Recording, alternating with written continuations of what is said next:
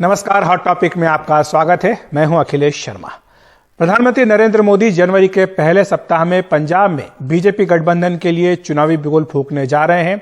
BJP सूत्रों के अनुसार 5 जनवरी को फिरोजपुर में एक सरकारी कार्यक्रम में पीएम मोदी शामिल होंगे। पीजीआई चंडीगढ़ के सैटेलाइट विंग का वहां शिलान्यास होना है। एक वहां पर जनसभा भी आयोजित होगी और पंजाब चुनाव में बीजेपी गठबंधन के प्रचार का आगाज इस तरह कर दिया जाएगा। चुनाव के ऐलान के बाद पीएम मोदी के दौरे तेज होंगे, ये बीजेपी सूत्रों ने जानकारी दी है।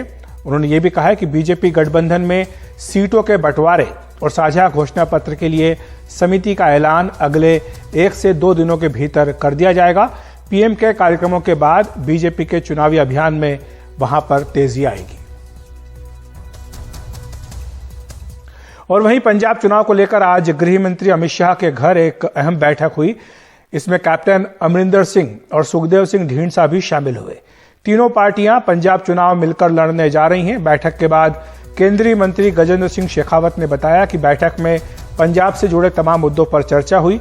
साथ ही सीटों के बंटवारे और साझा घोषणा पत्र के लिए एक समिति बनाने का फैसला हुआ है, जिसमें तीनों ही दलों के 2-2 सदस्य शामिल होंगे।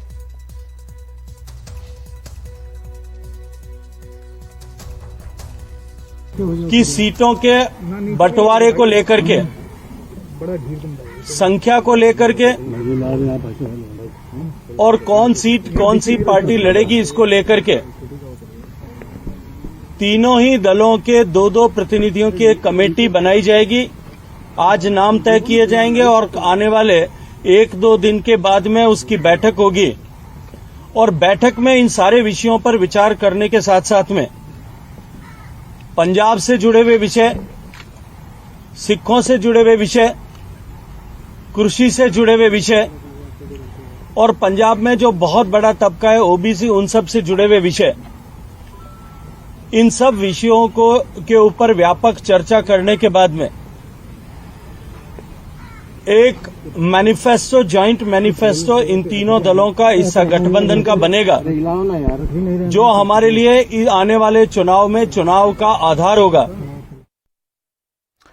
वैसे पंजाब विधानसभा चुनाव से ठीक पहले हुए चंडीगढ़ नगर निगम के चुनाव में आम आदमी पार्टी को एक बड़ी कामयाबी हासिल हुई है।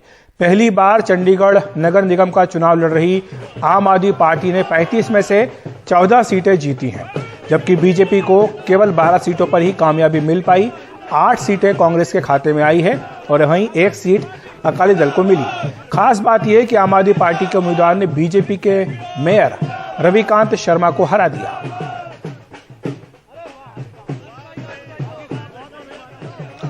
और वहीं चंडीगढ़ नगर निगम के पिछले और इस बार के चुनाव नतीजों की तुलना करें तो आम आदमी पार्टी ने पहली बार चुनाव लड़ते हुए 40% सीटें हासिल की हैं। वहीं बीजेपी को 34% सीटें मिली, उसे 2016 के मुकाबले 43% का नुकसान हुआ है। वहीं अगर कांग्रेस की बात करें तो उसको 23% सीटें हासिल हुई और 2016 के मुकाबले उसे 8% का फायदा मिला। वहीं अकाली दल को 3% सीटें आई, जो 2016 से 1% कम है। इस बार कोई भी निर्दलीय नहीं जीत पाया है और इस जीत से आम आदमी पार्टी के हौसले बुलंद हैं। आम आदमी पार्टी के प्रमुख अरविंद केजरीवाल ने ट्वीट कर कहा कि चंडीगढ़ नगर निगम में आम आदमी पार्टी की यह जीत पंजाब में आने वाले बदलाव का संकेत है। चंडीगढ़ के लोगों ने आज भ्रष्टाचार की राजनीति को नकारते हुए आपकी ईमानदार राजनीति को चुना है। आपके सभी विजयी उम्मीदवारों एवं सभी कार्यकर्ताओं को बहुत बहुत बधाई। इस बार पंजाब बदलाव के लिए तैयार है। वहीं हरिद्वार से धर्म संसद को लेकर विवाद अब छत्तीसगढ़ की राजधानी रायपुर में भी पहुंच गया है। यहां आयोजित धर्म संसद के कार्यक्रम का समापन विवादों के साथ हुआ। यहां धर्म संसद के आखिरी दिन महाराष्ट्र से आए कालीचरण महाराज ने महात्मा गांधी को लेकर अभद्र भाषा का इस्तेमाल किया, अपशब्द कहे। इसके बाद कालीचरण के खिलाफ रायपुर में केस दर्ज कर लिया गया है।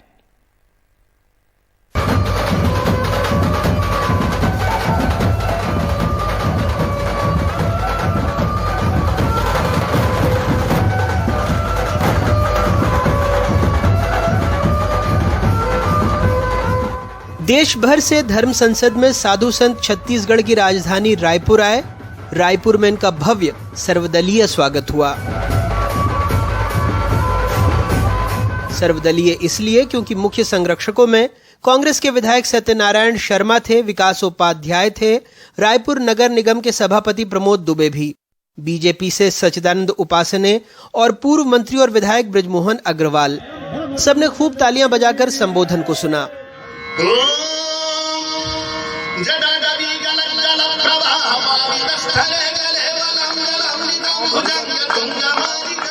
आखिरी दिन शिव तांडव स्तोत्र गाकर सोशल मीडिया में चर्चित हुए अकोला से आए कालीचरण महाराज ने बात शुरू की, ये कहकर जो हिंदू हित की बात करेगा वही देश पर राज करेगा के नारे के साथ। बांग्लादेश और पाकिस्तान हमारे सामने कब्जाया, उन्होंने राजनीति के द्वारा कब्जाया। लेकिन इसके बाद बापू को अपशब्द से लेकर मुस्लिमों को लेकर कुछ ऐसा कहा जो हम आपको सुना भी नहीं सकते। गौ सेवा आयोग के अध्यक्ष और कार्यक्रम के मुख्य संयोजक महंत रामसुंदर दास ने मंच से ही इसका विरोध किया और कार्यक्रम बीच में छोड़कर चले गए। वह महात्मा गांधी ने क्या कुछ नहीं किया जिसे राष्ट्रपिता के उपाधि साथ नवाजा गया। अब उनके विषय में इस धर्म संसद से ऐसी बात, ये हमारा सनातन धर्म नहीं हो सकता। मैं बहुत क्षमा चाहता हूं आप सबसे, आप लोग भले ही बुरा लगा हो, लेकिन इस धर्म संसद में अपने आप को अलग करता हूं, पृथक करता हूं। धन्यवाद।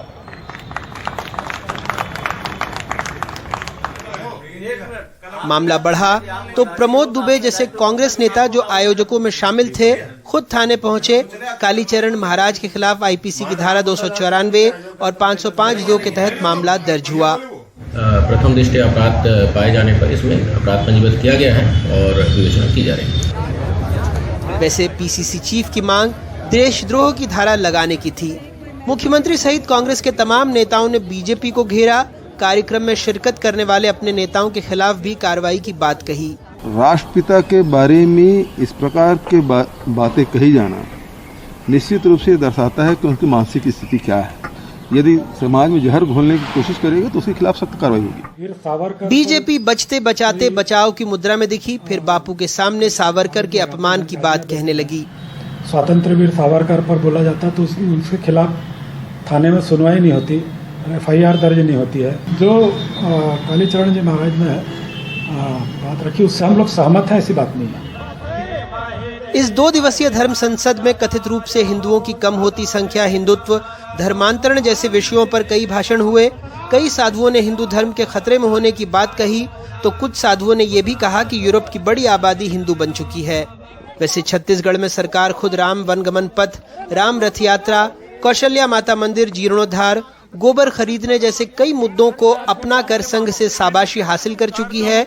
कई लोग ये तक कहते हैं कि कांग्रेस बीजेपी से उसके मुद्दे छीन रही है। 3 साल पहले बीजेपी से सत्ता छीनने के बाद हाल में ही स्थानीय निकाय चुनाव में भूपेश बघेल ने बीजेपी को जबरदस्त पटखनी दी है।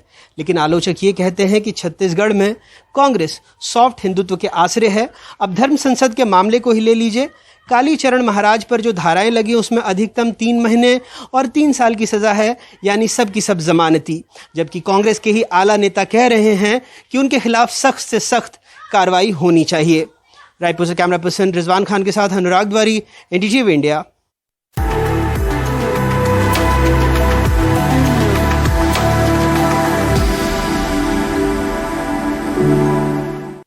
वहीं पटना की बात करें तो प्रदर्शन कर रहे पंचायत वार्ड सचिवों पर पुलिस ने जमकर लाठीचार्ज किया और वाटर कैनन का भी इस्तेमाल किया। प्रदर्शनकारी भी पुलिस वालों पर पत्थरबाजी करते दिखाई दिए। बीजेपी दफ्तर पर पंचायती राज्य मंत्री सम्राट चौधरी का कार्यक्रम था। उनके विभाग से जुड़े मामले पर हक मांगने के लिए पंचायतों के वार्ड सचिव वहां पहुंचे थे। पूरे राज्य में 1 लाख से अधिक इन वार्ड सचिवों को 4.5 साल काम करने के बाद एक आदेश से हटा दिया गया।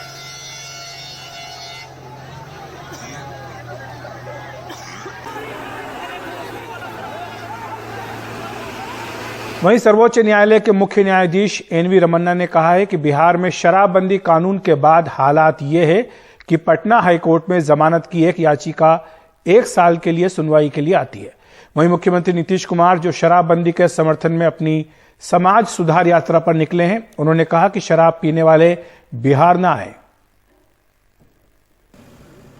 गया के बाराचट्टी में जब शराब को नष्ट करते जिला प्रशासन के अधिकारी, ऐसे दृश्य पिछले 5.5 वर्षों के दौरान हर जिले में आम है। लेकिन इसका दूसरा पक्ष यह भी है कि शराबबंदी से संबंधित लाखों मुकदमे भी दर्ज हुए हैं, जिसका दबाव न्यायपालिका पर देखने को मिल जाता है। A lack of foresight in legislating can directly result in clogging of courts. For example, the introduction of Bihar Prohibition Act in 2016 resulted in the High Court being clogged with bail applications. Because of this, a simple bail application takes 1 year to be disposed of. जो नीचे की अदालतें हैं वो पहले से ही भारी बोझ से, मुकदमों के भारी बोझ से दबी हुई है और आप नया एक बोझ लाद रहे हैं। दूसरी बात यह है कि शराब पीने के अपराध में लोग 6-6 महीना, साल भर जेल में बंद रहते हैं। तो आखिर मानवीय अधिकार का भी प्रश्न है ना, ह्यूमन राइट का भी प्रश्न है। तो बगैर सोचे समझे हमारे यहाँ नीतीश जी ने जो शराबबंदी का कानून बनाया है, मैंने उसका परिणाम एक तरफ जुडिशरी ओवरलोडेड हो रही है और दूसरे तरफ पुलिस जो है उसका जो मूल काम है अपराध को रोकना, नियंत्रित करना, तो अपराधियों को सजा देना, वो सफर कर रहा है। ये सब हम लोग बिहार में जबकि मुख्यमंत्री नीतीश कुमार इन दिनों प्रमंडल स्तर पर शराबबंदी की समीक्षा कर रहे हैं, उनके तेवर कुछ अलग ही हैं। बाहर से आ रहा है उसको कुछ लेने दीजिए, हमने कहा कहीं संभव है जी? ये सब हम लोग बिहार में किसी को इजाजत देंगे कि दारू पियो, और किसी को बाहर को आने वाले को हम कहेंगे कि यहाँ आते हैं तो दारू पीजिए? मत आइए। अगर दारू पीते हैं, अब बिहार आने में आपको दारू पीने में दिक्कत है, मत आइए बिहार, कोई जरूरत नहीं है आपको। फिलहाल बिहार में शराबबंदी की पोल इस जब शराब से ही खुल रही है, जो ये बात साफ करता है कि नीतीश कुमार भले ही कितनी यात्रा कर लें, लेकिन बिहार में शराब की बिक्री आम है। पटना से कैमरामैन हबीब अली के साथ मनीष कुमार, एनडीटीवी इंडिया के लिए। बच्चों और बुजुर्गों के लिए कोरोना टीके की जो नई गाइडलाइंस की जानकारियां एनडीटीवी को मिली हैं, उसके मुताबिक 15 से 18 साल के किशोर के लिए केवल कोवैक्सीन टीके का ही विकल्प होगा। अभी किशोरों के लिए सिर्फ कोवैक्सीन को ही मंजूरी मिली है। 2007 या उससे पहले पैदा हुए किशोर टीका लेने के योग्य होंगे। ऑनलाइन या टीका केंद्र पर अपना रजिस्ट्रेशन करवा सकते हैं। हेल्थ केयर फ्रंटलाइन वर्कर्स को 10 जनवरी से तीसरा डोज दिया जाएगा। दूसरे डोज से 39 हफ्ते या 9 महीने का अंतर होना जरूरी है। बुजुर्गों के लिए भी दूसरी और तीसरी डोज में 39 हफ्ते का अंतर रखा गया है। मौजूदा कोविन अकाउंट से ही तीसरी डोज लगाई जाएगी। वहीं दिल्ली में कोरोना संक्रमण लगातार दूसरे दिन 0.5% से अधिक दर्ज किया गया है। 0.68% पॉजिटिविटी की दर हो चुकी है। 24 घंटों में 331 मामले सामने आए हैं। करीब 6.5 महीने में सबसे अधिक कोरोना के ये मामले हैं। 6 जून के बाद से सबसे ज्यादा कोरोना के मामले आए हैं और 2 जून के बाद से सबसे ज्यादा पॉजिटिविटी रेट आई है। सक्रिय कोरोना मरीजों की संख्या 1289 हुई है, करीब 6 महीने में सबसे ज्यादा है। और एक अच्छी खबर, NDTV.com ने south Asian digital media awards 2021 जीत लिया है। 2021 में बड़ी खबरों की कवरेज के लिए गोल्ड और सिल्वर मेडल दिया गया है। NDTV.com को पश्चिम बंगाल चुनाव 2021 के शानदार कवरेज के लिए गोल्ड मेडल मिला, जबकि कोरोना वायरस की गहराई के कवरेज के लिए सिल्वर मेडल दिया गया है। तो हॉट टॉपिक में इतना ही। देखते रहिए NDTV।